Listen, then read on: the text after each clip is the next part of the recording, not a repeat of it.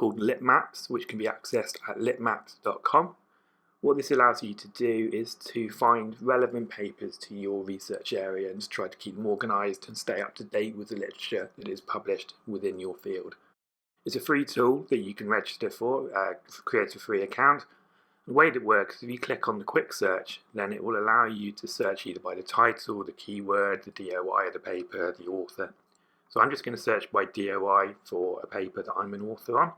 By clicking on that paper, you can ask it to explore related articles. And what Litmaps will do is to create this map of where your paper fits in to the research and established research. It's not a citation map, so for example, if you were to hover over a paper here, you can see that this paper has not directly cited the node paper, or that paper that I put in at first, but it has been cited or has cited other papers within that map. You can go down the side here and you can look at where these different papers fit into the literature, or you can just click directly on a paper. And when you start to find papers that you find interesting, what you can do is click more like this. So I'm just going to add a few at random just to showcase. And once you've clicked a few papers, then you can ask it to rerun that map.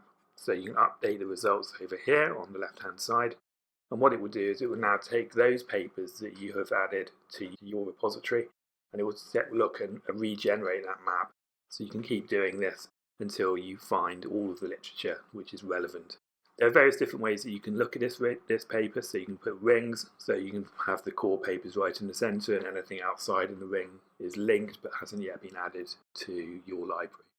Once you've selected all of the papers that you're interested in, you can also export, so you can put these into your referencing software. You can select the papers that you want to export, and then you can look at different ways that you can export them. So you can put them as a BibX, a CSV, or an RAS file. What you can also do is you can add tags. So if you click on a paper within your map, you can click Add Tag and create a new tag.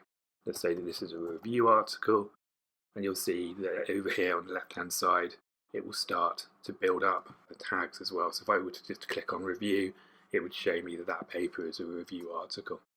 You can have as many tags as you like for a paper, and that will just become color-coded over here in the ring. So you can see that paper has now got the same matching color as review.